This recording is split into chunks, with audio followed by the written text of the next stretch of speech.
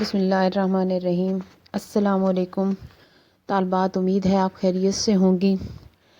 میں نے آپ کو غزل کے بارے میں بتایا تھا پچھلے لیکچر میں، اور ایک اردو زبان و ادب کے حوالے سے ایک پس منظر بھی آپ پر تقریباً واضح کرنے کی کوشش کی تھی، اور ایک تسلسل کے ساتھ غزل کا ارتقا تھوڑا سا آپ کو سمجھایا تھا کہ غزل نے کہاں سے اس کی ابتدا ہوئی اور پھر یہ ارتقائی سفر کے کون سے مراحل طے کرتے ہوئے کہاں تک پہنچی غزل۔ غزل چونکہ ایک دوہری حیثیت تھی، کیونکہ ایک تو اس کا اپنا ایک مخصوص تمدنی مزاج اور تہذیبی کردار تھا، دوسرا اس کے جو عشقیہ موضوعات تھے، اس کی بنا پر یہ ایک مکمل صنف سخن تھی۔ تیسری جو اس کی بڑی خصوصیت تھی غزل کی، کہ وہ اس کا جو حیاتی نظام ہے، یعنی کہ اس کی جو بناوٹ یا اس کا جو سٹرکچر ہے، اس نے دیگر اصناف شعری یعنی کہ شاعری کی جو دوسری اصناف تھی ان کو بھی ایک توانا حیت دی، جس میں نظم ہے، قصیدہ ہے، واسوق، شعرآشوب، ٹھیک ہے۔ تو ان کی آپ اگر بناوٹ دیکھیں نظموں کی، تو اگر عنوان پر نظر نہ ڈالیں تو ان کی بناوٹ بالکل غزل جیسی ہے۔ تو غزل نے دیگر اصناف سخن کو بھی توانا ایک حیت دی، تو یہ غزل کا کمال تھا۔ غزل اپنی جگہ پر ایک مکمل صنف سخن تھی۔ آج میں نے آپ کو تھوڑا سا بتانا ہے کہ نظم کے معنی میں نے آپ کو لکھوائے بھی تھے، بلکہ تمام اصطلاحات، تقریباً ادبی اصطلاحات، ان کے بارے میں میں نے آپ کو تھوڑا سا لکھوایا بھی تھا، تاکہ آپ کو ایک تو لغت میں سے معنی دیکھنا آئے، اور پھر آپ پر یہ بھی واضح ہو کہ لغوی معنی اور اصطلاحی معنی میں کیا فرق ہے۔ تو نظم کے لغوی معنی آپ لوگوں نے دیکھے ہوں گے کہ اس میں لڑی یا مالا میں پرونا، انتظام و انصرام کے ہیں۔ تو نظم کی یہ جو شعری اصطلاح ہے، اس سے مراد یہ ہے کہ کسی بے ترتیب اور کوئی بھی بکھرا ہوا مواد ہے تو اس کو موزوں اور مرتب شکل میں پیش کرنا نظم کہلاتا ہے۔ یعنی کہ کوئی بھی موضوع بکھرا ہوا اور بے ترتیب مواد ہے، اس کو مناسب موزوں اور ترتیب سے پیش کرنا نظم کہلاتا ہے۔ لیکن یہ نظم کی مکمل تعریف نہیں ہے۔ آپ یہ نہ سمجھیں کہ مختلف بکھری ہوئی چیزوں کو اگر آپ اکٹھا کر کے رکھ دیں، ترتیب میں لے آئیں تو وہ نظم بن جائے گی، بلکہ اس میں اگر 3 چیزیں نہیں ہیں تو یہ نظم نہیں کہلائے گی۔ یہ تحریر کے اعتبار سے کہہ رہی ہوں، یہ لکھنے کے اعتبار سے، کہ اس میں نمبر 1 تخلیقیت، نمبر 2 تخیل، اور نمبر 3 غنائیت۔ یعنی کہ بکھرا ہوا مواد، آپ زندگی کا خام مواد تو لیتے ہیں، زندگی میں جو کچھ ہو رہا ہے وہ نظم شاعری کا موضوع تو بن سکتا ہے، لیکن اس میں آپ کا ایک تخلیقی صلاحیت، آپ اس میں ایک نئی بات کا اضافہ کر کے اس کو نئے انداز میں پیش کرنے کا سلیقہ نہیں ہے۔ آپ کی فکر جو ہے وہ ابتدا سے انجام تک کے مراحل کو ایک ہی نظر میں اگر نہیں دیکھنے والی، اور پھر اس کو لکھتے ہوئے ایک موسیقیت یا غنائیت نہیں آتی، تو وہ نظم نہیں کہلائے گی۔ زندگی کے مختلف موضوعات کو لے کر اگر آپ ایک ترتیب سے لکھ دیں، وہ نثری صنف تو بن سکتی ہے، لیکن شعری صنف نہیں بن سکے گی کہ جب تک اس میں غنائیت نہیں ہوگی، ٹھیک ہے۔ تو یہ 3 عناصر شامل ہوں، تخلیقیت ہو، زندگی کے خام مواد کو، بکھرے ہوئے مواد کو اگر آپ تخلیقیت، تخیل اور غنائیت کے ساتھ ایک ترتیب سے پیش کرتے ہیں تو وہ کیا بن جاتی ہے؟ ایک نظم بن جاتی ہے۔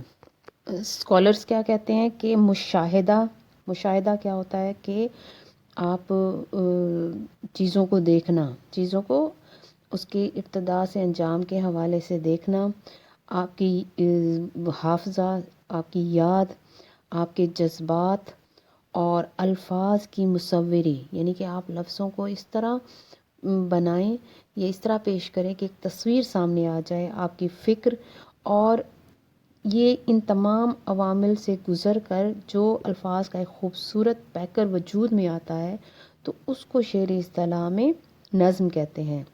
گویا نظم ایک ایسی صنعت ہے جس میں جو روح پھونکنے والی طاقت ہے وہ انسان کا تخیل ہے، یعنی کہ کسی شاعر کا تخیل جو ہے، اس کا خیال جو ہے، وہ اگر جتنا جاندار ہے، جتنا اس میں تدبر بھی اس کا شامل ہے، تو وہ اتنا زیادہ نظم میں روح پھونکنے کا سبب بن سکتا ہے۔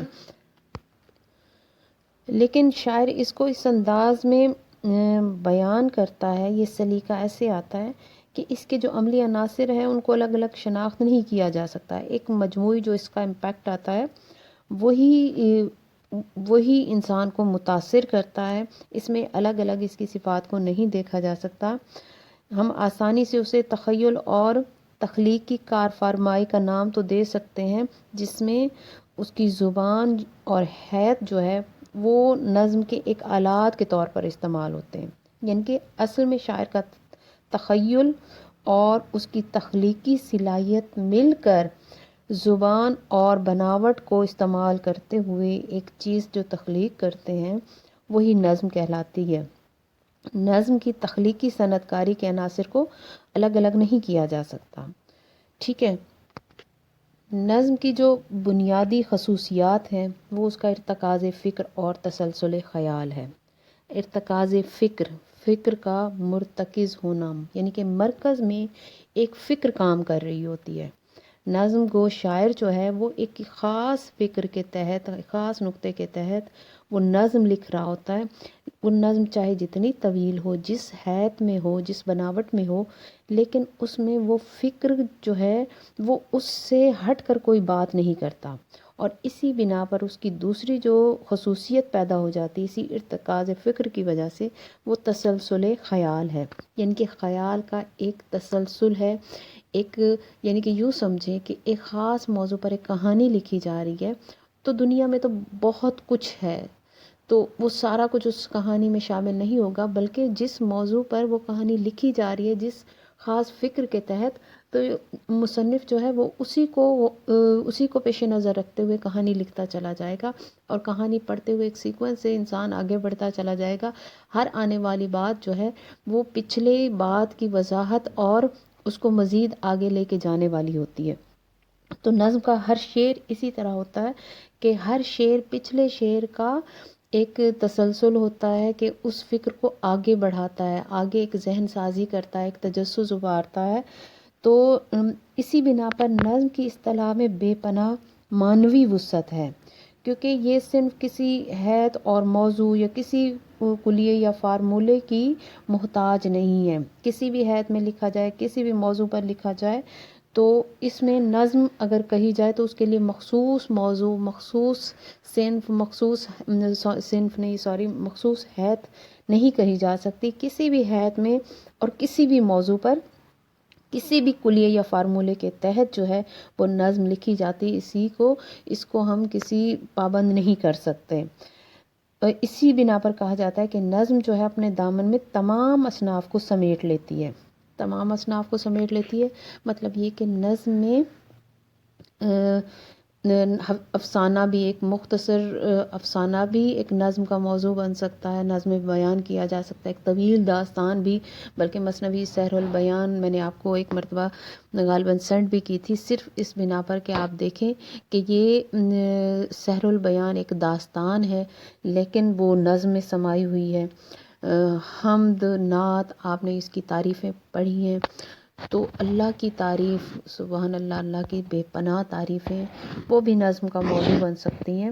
تو تمام اصناف، وہ چاہے حیت کے اعتبار سے ہیں یا موضوع کے اعتبار سے، وہ نظم کا موضوع بن سکتے ہیں۔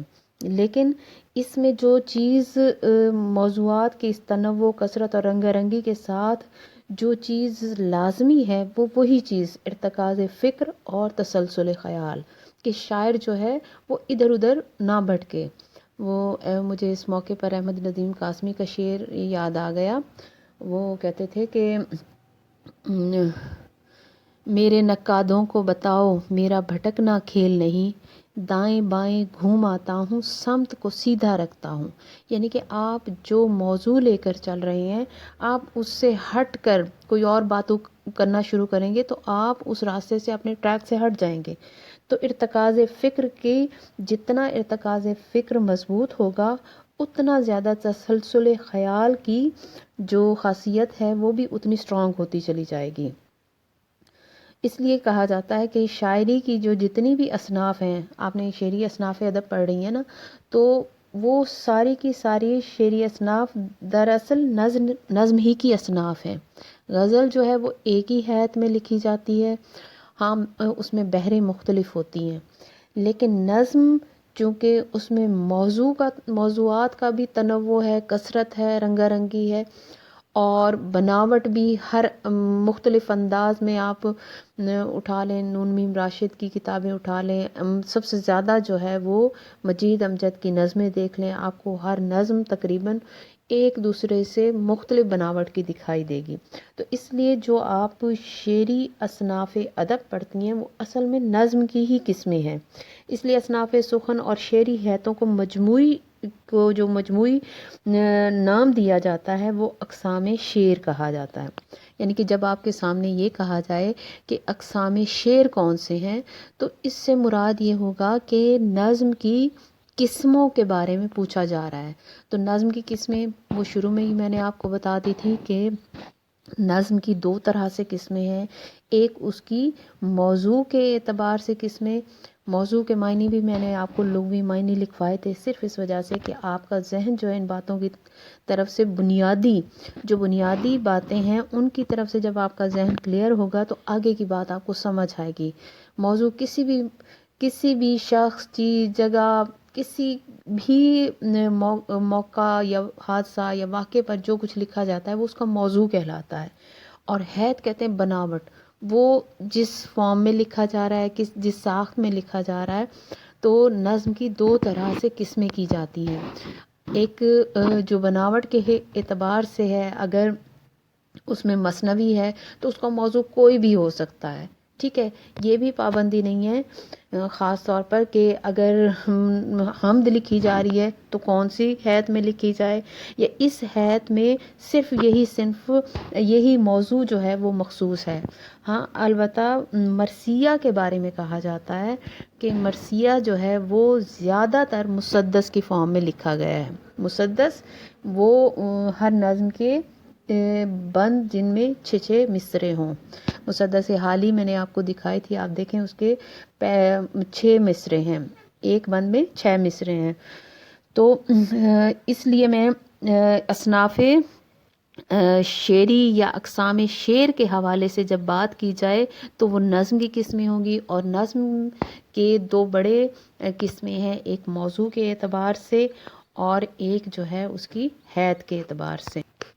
اب میں تھوڑا سا آپ کو نظم کے ارتقاء کے حوالے سے بتا دوں کہ نظم کی جو باقاعدہ نظم کا جو آغاز ہوتا ہے مختلف زندگی کے موضوعات کے حوالے سے، تو وہ نذیر اکبر آبادی کا نام بڑا عام ہے.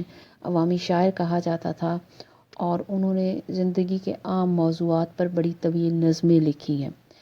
اس کے بعد محمد حسین آزاد نے موضوعاتی نظموں کی بنیاد رکھی. یہ انجمن پنجاب کا ادارہ بنا تھا، تو اس میں طرح مصرع کی طرز پر موضوع دیے جاتے تھے اور تمام شاعر جو ہے وہ اس موضوع پر نظمیں لکھتے تھے. تو موضوعاتی نظموں کا جو رواج ہوا وہ محمد حسین آزاد کے انجمن پنجاب کے مشاعروں سے ہوا. تو اس کے بعد جو ہے وہ حالی کا نام جو ہے وہ بڑا اہم ہے کہ حالی نے زندگی کے بہت سارے موضوعات پر نظمیں لکھیں. اور سب سے بڑی بات مسدس حالی، جس کا اصل نام مد و جزر اسلام ہے، وہ ایک طویل نظم لکھی. تو اس نظم میں مسلمانوں کا ملی، اخلاقی، مذہبی تنزل اور زوال کی داستان بھی ہے. اس سے پہلے ان کا عروج بھی بتایا گیا اور اس سے قبل جو ہے زمانہ جاہلیت پر بھی نظر ڈالی گئی ہے. تو ایک تاریخی اس میں عنصر زیادہ ہے کہ تاریخ، اسلامی تاریخ کو انہوں نے ایک نظم میں سمویا ہے، اور اس میں ان کے تاریخوں کا قوموں کا عروج و زوال جس طرح ہوتا ہے تو مسلمانوں کا عروج و زوال بتایا ہے۔ اس کے بعد جو بڑا نام آتا ہے وہ علامہ اقبال کا۔ علامہ اقبال جو ہے وہ بھی نظم کے شاعر زیادہ ہیں، غزلیں بھی لکھی ہیں۔ یہ جو جن شعراء کا میں ذکر کر رہی ہوں ان کی غزلیں بھی ہیں، لیکن ان کی جو زیادہ ان کا فوکس رہا ہے وہ نظموں کی طرف رہا ہے۔ تو اقبال کی بھی نظمیں جو ہیں وہ بڑی، وہ تو اقبال کا ایک الگ سے پورا اقبالیات کا ایک موضوع ہے، لیکن آپ یہ دیکھیں کہ اقبال کی غزل میں بھی وہ نظم والا عنصر دکھائی دیتے ہیں۔ ابھی میں نے آپ کو کیا بتایا تھا کہ ارتکاز فکر اور تسلسل خیال نظم کی جو خصوصیت ہے، مین خصوصیات ہیں، وہ اقبال کی غزل میں بھی ملتی ہیں۔ اقبال کی ایک غزل تھی کہ کیا عشق ایک زندگی مستعار کا، کیا عشق پائیدار سے نا پائیدار کا، وہ عشق جس کی شمع بجھا دے اجل کی پھونک، اس میں مزہ نہیں تپش و انتظار کا، کانٹا وہ دے کہ جس کی کھٹک لازوال ہو، اس سے پہلے تھا کہ کر پہلے مجھ کو زندگی جاوداں عطا، پھر ذوق و شوق دیکھ بے دل بے قرار کا، کانٹا وہ دے کہ جس کی کھٹک لازوال ہو، یا رب وہ درد جس کی کسک لازوال ہو۔ اب یہ میں نے ایک اقبال کی غزل پڑھی ہے، لیکن اس میں جو تسلسل خیال اور جس فکر کے تحت لکھی گئی ہے یہ غزل، تو یہ نظم کی خصوصیت ہمیں ملتی ہے۔ اس کے بعد جو ہے بڑے نام جو ہے نظم کے حوالے سے فیض احمد فیض اور مجید امجد کے ہیں۔ فیض احمد فیض کی غزل کی طرز پر انہوں نے بھی نظمیں لکھی ہیں جس میں وسیع موضوعات ہیں اور اس میں بڑی فکری پختگی ہے، اور یہ دور تھا جب اشتراکی نظریات جو تھے عام تھے۔ ترقی پسند تحریک جب آپ آگے پڑھیں گے تو یہ تحریکیں، اس میں آپ کو فیض کو بھی پڑھایا جائے گا۔ تو یہ غزل جو ہے آپ نے فیض کی سنی ہوگی، مجھ سے پہلی سی محبت میرے محبوب نہ مانگ۔ اگر آپ نیٹ پہ سرچ کر کے اس کو پڑھیں کہ یہ نظم جو ہے وہ اشتراکی فکر کے تحت یا ترقی پسند تحریک کے اثرات ان پر جس طرح ثبت ہوئے تھے تو اس کے تحت انہوں نے یہ نظم لکھی ہے۔ مجید امجد کی جو نظمیں ہیں اس میں مختلف حیت کے تجربے ہیں، میں نے ابھی بھی ذکر کیا تھا۔ تو وہ اگرچہ وہ ترقی پسند نہیں تھے، لیکن اس کے باوجود ایک غریبوں کی حمایت اور مظلوموں کی حمایت اس میں ملتی ہے ان کی فکر میں، تو یہ نظم کے شاعر ہیں۔ ٹھیک ہے، پھر فیض کا جو مقلد تھا وہ کیا کہتے ہیں، فراز کی نظمیں بڑی مضبوط اور بڑی جاندار نظمیں ہیں، اور سب سے بڑا اس حوالے سے یعنی کہ جس نے سیاسی نظمیں لکھی، حبیب جالب۔ ٹھیک ہے، حبیب جالب کی نظمیں جو ہیں وہ سیاسی تناظر سے لکھی گئی ہیں۔ وہ مختلف یعنی کہ انہوں نے اس پر لکھی تھی، کیا کہیں، حکمرانوں پر ان کی، کہ ظلمت کو ضیا سر کو صبا، بندے کو خدا کیا لکھنا، پتھر کو گوہر دیوار کو در کرگس کو ہما کیا لکھنا، اور وہ بے نظیر پر لکھا تھا، نہ جا امریکہ نال کڑے، 20 گھرانے ہیں آباد باقی قوم ہے برباد، صدر ایوب زندہ باد، اور کس پر لکھا تھا، میں قائد عوام ہوں، بھٹو پر۔ تو یہ موضوعاتی نظمیں موضوع کے اعتبار سے یعنی کہ زندگی کے تمام موضوعات کو نظم کا جو موضوع بنایا گیا وہ ان بڑے بڑے شعراء کے نام ہیں۔ پھر اس کے بعد آ جاتا ہے احمد ندیم قاسمی، امجد اسلام امجد اور پروین شاکر، یعنی کہ یہ بڑے نام ہیں نظم کے حوالے سے۔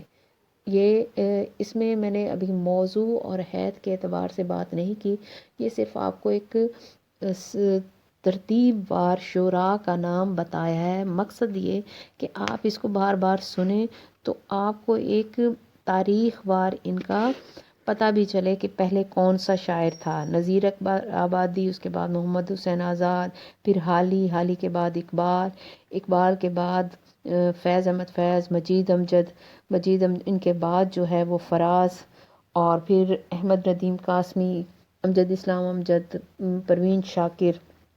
تو یہ نظم کے حوالے سے بڑے شاعر ہیں۔ تو موضوع اور حید کے اعتبار سے یہ آپ کو پھر یہ جب آپ کلاس میں آئیں گے تو میں آپ کو سمجھاؤں گی۔ سمجھانا کیا ہے، آپ کو پتہ ہے، اگر آپ نے مزید خود سمجھنا ہے تو آپ کو یہ کتابیں خود پڑھنی پڑیں گی، دیکھنی بھی پڑیں گی، کہ آپ کوئی بھی کسی بھی شاعر کی اپنے اور کچھ نہیں، آپ کے پاس فرسٹ ایئر سیکنڈ ایئر کی کوئی کتاب پڑھی ہے تو آپ وہ اٹھائیں اور حصہ نظم والا پورشن دیکھیں، غزلوں کو دیکھ لیں، لیکن نظم میں آپ دیکھیں تو اس کو آپ فرسٹ ایئر سیکنڈ ایئر میں آپ نے تشریح کے نقطہ نظر سے بس آپ پڑھتی تھیں ان کو، لیکن اب آپ اس کو اس حوالے سے دیکھیں کہ یہ کس موضوع پر لکھی گئی ہے نظم، ٹھیک ہے، موضوع کے حوالے سے یہ کون سی قسم ہے، اور اس کے بعد آپ یہ دیکھیں کہ اس کی بناوٹ کیا ہے، ٹھیک ہے، بناوٹ کے اعتبار سے۔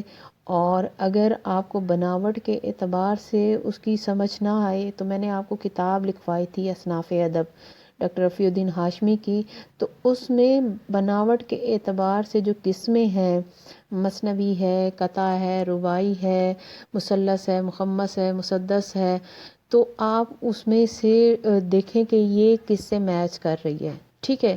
یہ اس طرح جب آپ خود چیزوں کو دیکھیں گی تو تب آپ پر ہر چیز واضح ہو جائے گی۔ لیکچر میں صرف آپ سن رہے ہوتے ہو، لیکن آپ کا ذہن جو ہے وہ صرف ایک یوں سمجھے کہ لکیر کا فقیر نہیں ہونا چاہیے، جو آپ کو بتا دیا آپ اس کو رٹا لگا دیں۔ آپ نے اگر اپنی تخلیقی فکر ابھارنی ہے یا خود اپنے ذہن کو کام میں لانا ہے تو آپ چیزوں کو خود دیکھنا شروع کر دیں۔ میں نے آپ کو پہلے بھی بتایا تھا کہ لغت لازمی آپ خریدیں، آپ کے پاس ہونا چاہیے۔ سب سے پہلے کوئی بھی لفظ آپ کے سامنے آتا ہے، پہلے آپ اس کا لغوی معنی دیکھیں۔ اب لغت تو اس طرح مرتب ہوتی ہے کہ اس میں ساتھ ہی اس کے اصطلاحی معنی بھی لکھ دیے جاتے ہیں کہ اس کے لغوی اعتبار سے اس کے معنی تو یہ ہیں، لیکن ادب کی اصطلاح میں یا سائنس کی اصطلاح میں یا اسلامیات کی اصطلاح میں اس کے معنی یہ بنتے ہیں۔ تو یہ چیز آپ کے بڑے کام آئے گی، آپ چیزوں کو اس طرح دیکھنا شروع کر دیں، ٹھیک ہے۔ آج کے لیے اتنا کافی ہے، کل انشاءاللہ تعالی میں مزید دیکھوں گی کہ آپ کو کیا چیز پڑھانی ہے، پھر میں انشاءاللہ آپ کو لیکچر دوں گی۔ السلام علیکم۔